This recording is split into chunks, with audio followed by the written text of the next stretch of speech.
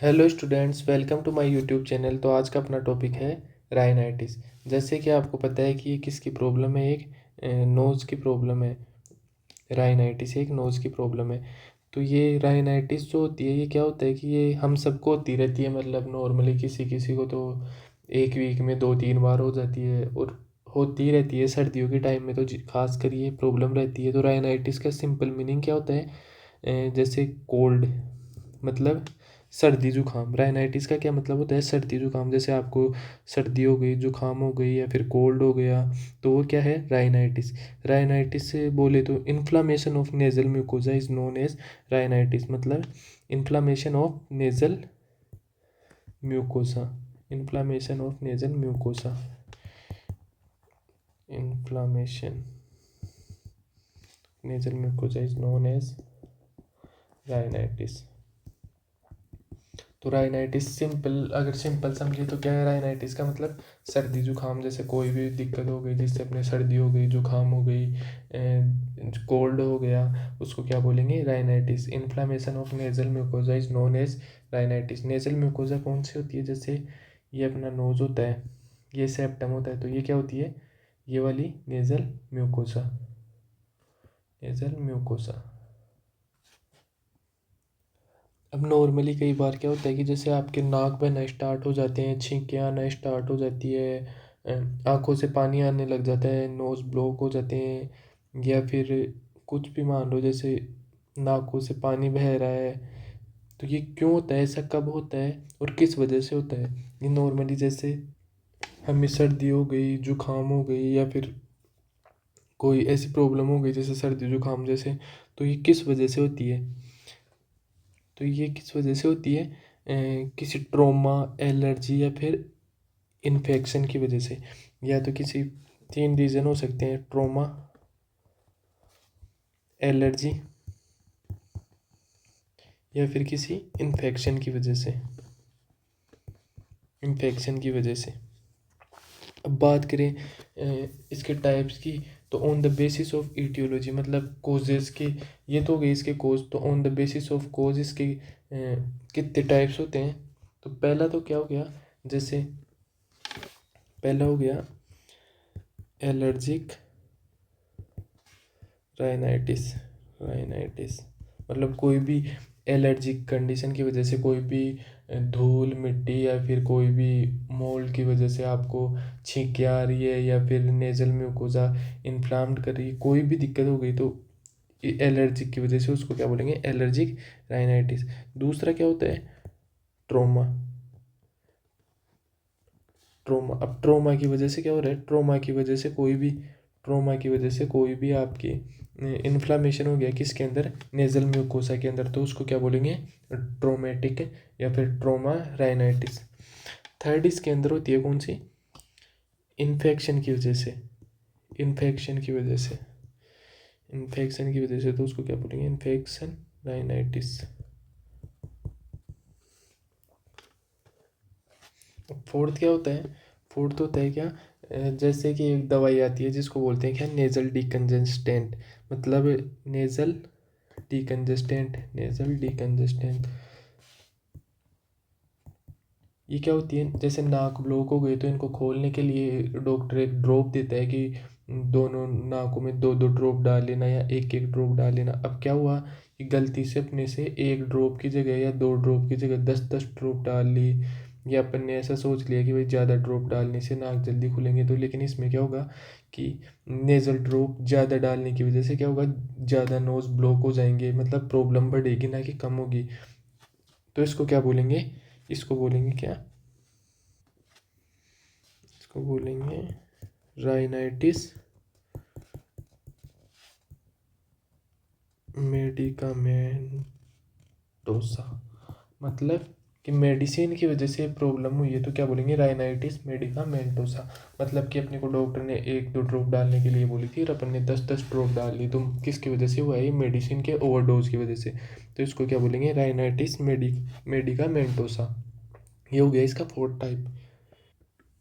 अब बात करते हैं फिफ्थ टाइप, फिफ्थ टाइप की। तो इसमें क्या होता है, जैसे ऐसे लोग जिनको हमेशा हॉट इन्वायरमेंट में रहना पड़ता है, या फिर जैसे उनके प्रोफेशन की वजह से उनको हॉट इन्वायरमेंट में काम करना पड़ता है। कुछ ऐसे काम होते हैं जो हॉट इन्वायरमेंट में होते हैं, जैसे कई फैक्ट्रियाँ होती है या कोल माइंस, कुछ भी ऐसा मान सकते हैं जहाँ पे हॉट इन्वायरमेंट में किसी को काम करना पड़ रहा है, मतलब हॉट एयर के एक्सपोजर में आ रहा है वो लगातार कितने दिन से, 5-6 महीने से। तो इससे क्या होगा, इससे जो हमारी सेल्स हैं नेजल म्यूकोजा की, जो सेल्स हैं कौन सी है, सेल्स हैं उनका नाम है सूडो स्ट्रेटिफाइड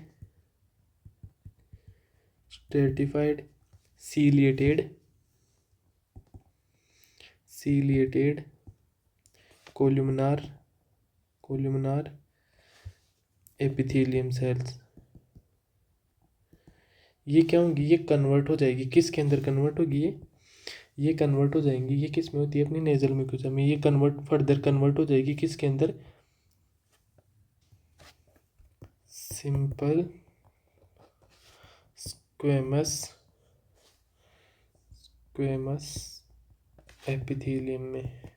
मतलब कि जैसे अपने अंदर नेजल म्यूकोजा में या नेजल कैविटी में जो ये सेल थी pseudo stratified ciliated columnar epithelium, PSCCE, ये जो सेल थी ये कन्वर्ट हो गई किसमें, सिंपल स्क्वेमस एपिथेलियम में। किस वजह से, लगातार हॉट इन्वायरमेंट में काम करने से, कोई 5-6 महीने से, 6 महीने से ज़्यादा टाइम से लगातार हॉट इन्वायरमेंट में काम कर रहा है, तो ये क्या करेंगी, अपना रूप बदल लेती हैं। PSCCE से किस में आ जाएंगी, SSE में, यानी pseudo stratified ciliated columnar epithelium किस में कन्वर्ट हो जाएगी, सिंपल स्क्वेमस एपिथेलियम में कन्वर्ट हो जाएगी।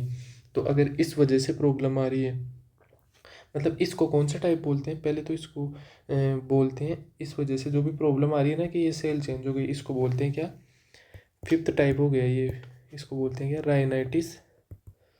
राइनाइटिस सिक्का। अब इनमें से जो इतने टाइप हो गए, 5 type, allergic rhinitis, traumatic rhinitis, और ये इन्फेक्शन राइनाइटिस, ये राइनाइटिस मेडिकामेंटोसा, और राइनाइटिस सिक्का। इनमें से मोस्ट कॉमन कौन सा टाइप होता है, मोस्ट कॉमन होता है कौन सा इनमें से, ये infectious rhinitis. Most common type कौन सा होता है, मोस्ट कॉमन होता है इन्फेक्शियस राइनाइटिस। ये क्या होता है, मोस्ट कॉमन। अब इसमें भी 2 होते हैं, कौन कौन से, बैक्टीरियल और वायरल। तो इन दोनों में से, बैक्टीरियल और वायरल में से कौन सा होता है, वायरल मोस्ट कॉमन होता है, कौन सा, वायरल। अब वायरल में भी 2 हो सकते हैं, कौन कौन से, पहले था बैक्टीरियल और वायरल, फिर वायरल में 2 हो सकते हैं, कौन कौन से, एक तो हो सकता है एडिनो वायरस की वजह से, दूसरा क्या हो सकता है, किसकी वजह से, राइनो वायरस की वजह से, राइनो वायरस की वजह से। तो इन दोनों में से मोस्ट कॉमन कौन सा होगा, राइनो वायरस। सबसे पहले मोस्ट कॉमन कौन सा है, इन्फेक्शियस राइनाइटिस। इन्फेक्शियस में 2 होते हैं, उनमें से मोस्ट कॉमन है कौन सा है, वायरल। वायरल में भी 2 होते हैं, एडिनो और राइनो। इन दोनों में से मोस्ट कॉमन कौन सा होता है, राइनो। अब अगर किसी को राइनो वायरस की वजह से क्या हो रहा है, राइनाइटिस हो रहा है, तो उसको अपन नॉर्मली क्या बोल सकते हैं, कॉमन कोल्ड या फिर सर्दी जुकाम। यानी सिर्फ इस वजह से, जो राइनो वायरस की वजह से जो कॉमन कोल्ड, जो भी इन्फेक्शन होगा ना, उसको ही क्या बोलेंगे, कॉमन कोल्ड, या फिर जैसे सर्दी जुकाम ये बोल सकते हैं। मतलब और दूसरे वायरस की वजह से कुछ भी होता है तो उसको अपन सर्दी जुकाम नहीं बोलेंगे, सिर्फ राइनो वायरस की वजह से जो होगा उसको बोलेंगे क्या, common cold. Rhinitis due to rhino virus is known as common cold, या फिर इसको क्या बोलते हैं, कॉमन कोल्ड को दूसरे किस नाम से बोलते हैं, कोरेजा, या फिर कॉमन कोल्ड। अब फर्दर बात करते हैं, नोट से पढ़ने की कोशिश करते हैं इसको।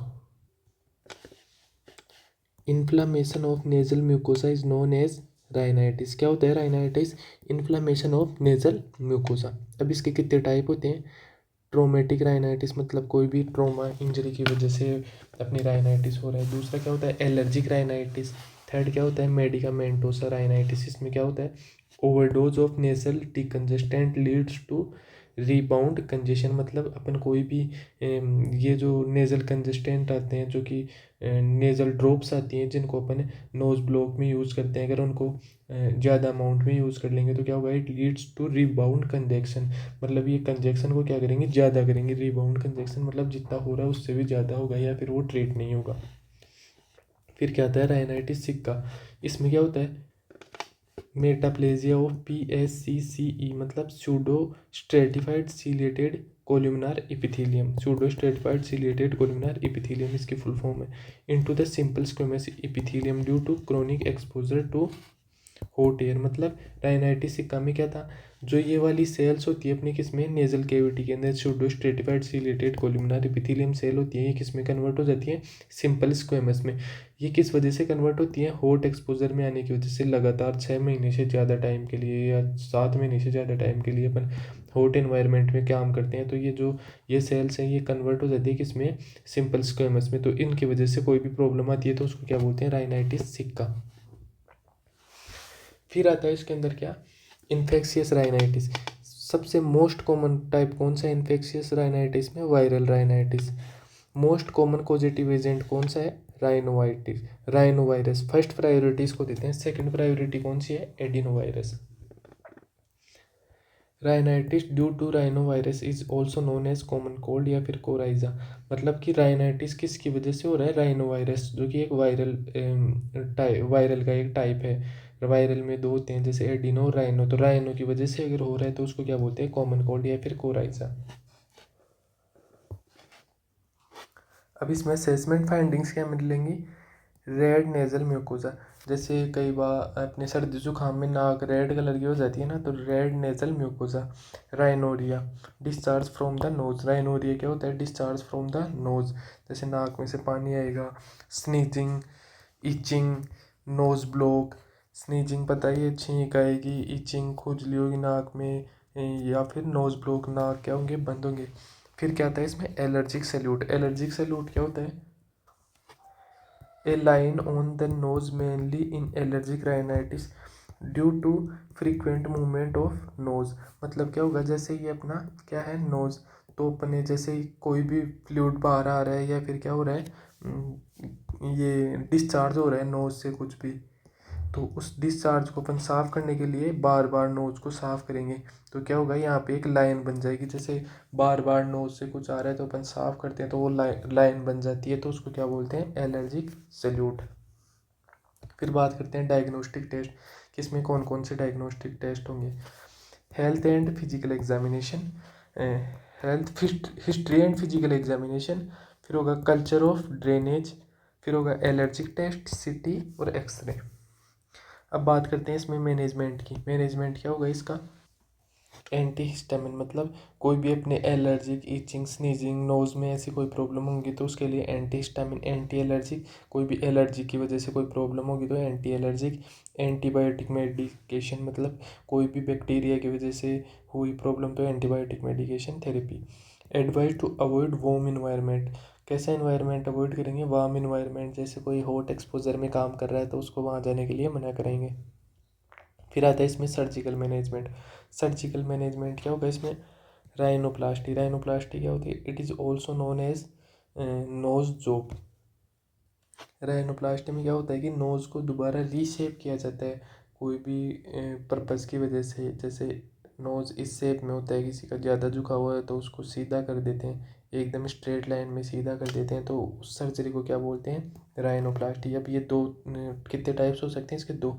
एक तो क्या होता है कॉस्मेटिक। कॉस्मेटिक जैसे नाम से ही पता चल रहा है कि अपन मतलब कॉस्मेटिक पर्पज़ से इसको, मतलब कि कोई सुंदर दिखने के लिए नाक की शेप को चेंज करवा रहा है तो उसको क्या बोलेंगे, कॉस्मेटिक राइनोप्लास्टी। दूसरा क्या होता है, रिकंस्ट्रक्टिव राइनोप्लास्टी। इसमें क्या होगा, use for the reconstruction of structure of nasal cavity. ये क्यों करवाई जाती है, नेजल कैविटी की स्ट्रक्चर को दोबारा से रिकंस्ट्रक्शन करवाने के लिए, इसको क्या बोलते हैं, रिकंस्ट्रक्टिव राइनोप्लास्टी। फिर कौन सी आती है, third, functional functional rhinoplasty. Functional rhinoplasty क्यों करवाई जाती है, use to remove any obstruction in airway due to abnormality of nose. अब ये क्यों करवाई जाती है कि नोज के एयरवे के अंदर, जैसे ये नोज होता है इसके एयरवेज के अंदर कोई भी ऑब्स्ट्रक्शन है इसको रिमूव करवाने के लिए फंक्शनल राइनोप्लास्टी यूज़ करी जाती है। फिर आती है प्राइमरी राइनोप्लास्टी ये first surgery of nose, first surgery को क्या बोलते हैं, प्राइमरी राइनोप्लास्टी। और अगर ये फर्स्ट वाली काम ना करे, इसके लिए दूसरी सर्जरी करवाना पड़े, तो इसको क्या बोलते हैं, secondary rhinoplasty. If primary rhinoplasty fail then secondary rhinoplasty is needed, उसको क्या बोलते हैं, सेकेंडरी राइनोप्लास्टी।